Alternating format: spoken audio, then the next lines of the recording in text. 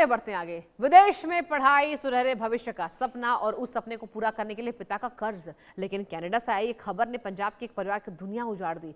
23 साल की भारतीय छात्रा दमनप्रीत कौर, जो 5 साल पहले बड़े सपने लेकर कनाडा गई थी, अब उनकी मौत हो गई। आखिर 22 जुलाई के बीच ऐसा क्या हुआ जिसने एक रिश्ते को मर्डर केस में बदल दिया? एक रिपोर्ट के जरिए समझिए, देखिए।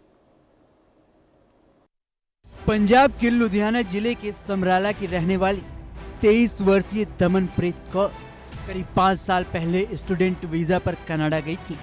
परिवार ने बेटी की पढ़ाई के लिए कर्ज लिया। उम्मीद थी कि वह पढ़ लिख कर अपना और परिवार का भविष्य बदलेंगी। दमनप्रीत एडमंटन शहर में रहकर पढ़ाई के साथ अपनी जिंदगी आगे बढ़ा रही थी। इसी दौरान उनकी मुलाकात भारत के ही 22 वर्षीय युवक रितेश कुमार से हुई। दोनों एक दूसरे के करीब आए और बाद में लिव इन रिलेशनशिप में रहने लगे। लेकिन किसी को अंदाजा नहीं था कि यह रिश्ता दमनप्रीत की जिंदगी का आखिरी रिश्ता साबित होगा। 9 जुलाई 2026 शाम करीब 6:44 एडमंटन पुलिस को शहर के सिल्वर बेरे इलाके के एक घर से इमरजेंसी कॉल मिली। सूचना थी कि एक युवती घर के अंदर गंभीर हालत में पड़ी है। पुलिस और पैरामेडिक्स मौके पर पहुंचे तो दमनप्रीत कौर बेसुध मिली। उनके शरीर पर संदिग्ध चोटों के निशान थे। उन्हें तुरंत अस्पताल ले जाया गया, जहां डॉक्टरों ने उन्हें बचाने की हर संभव कोशिश की। मौके पर मौजूद 22 वर्षीय भारतीय युवक रितेश कुमार को पुलिस ने पूछताछ के लिए हिरासत में ले लिया, लेकिन उस समय तक मामला संदिग्ध घटना के रूप में दर्ज किया गया था। 3 दिन तक अस्पताल में जिंदगी और मौत के बीच संघर्ष चलता रहा, लेकिन 12 जुलाई को दमनप्रीत जिंदगी की जंग हार गई। मौत के बाद एडमंटन पुलिस की होमिसाइड सेक्शन ने जांच अपने हाथ में ले ली।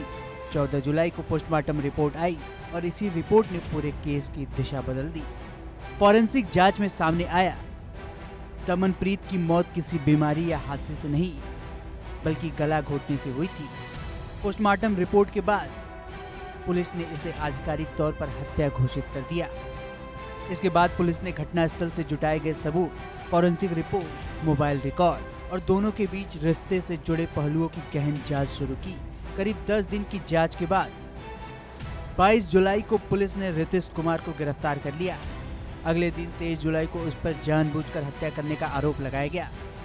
एडमंटन पुलिस ने साफ कहा कि शुरुआती जांच के मुताबिक यह इंटीमेट पार्टनर होमिसाइड यानी करीबी साथी द्वारा की गई हत्या का मामला है। फिलहाल पुलिस किसी दूसरे आरोपी की तलाश नहीं कर रही है। हालांकि हत्या के पीछे की वजह का अभी खुलासा नहीं किया गया है।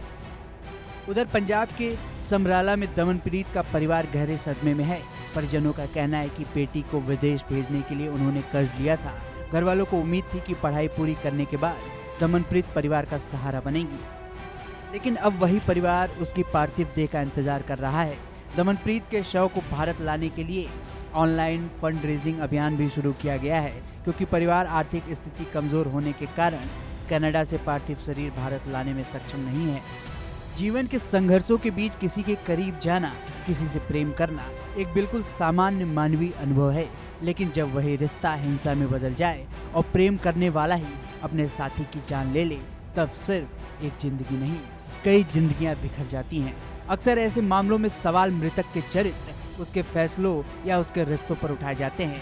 पूछा जाता है वह पढ़ने गई थी या प्रेम करने, लेकिन असली सवाल यह नहीं है।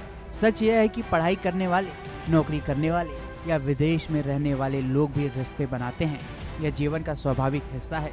किसी रिश्ते में होना किसी भी व्यक्ति के खिलाफ अपराध का जस्टिफिकेशन नहीं बन सकता। इस मामले में पुलिस ने दमनप्रीत कौर के लिव इन पार्टनर को हत्या के आरोप में गिरफ्तार किया है।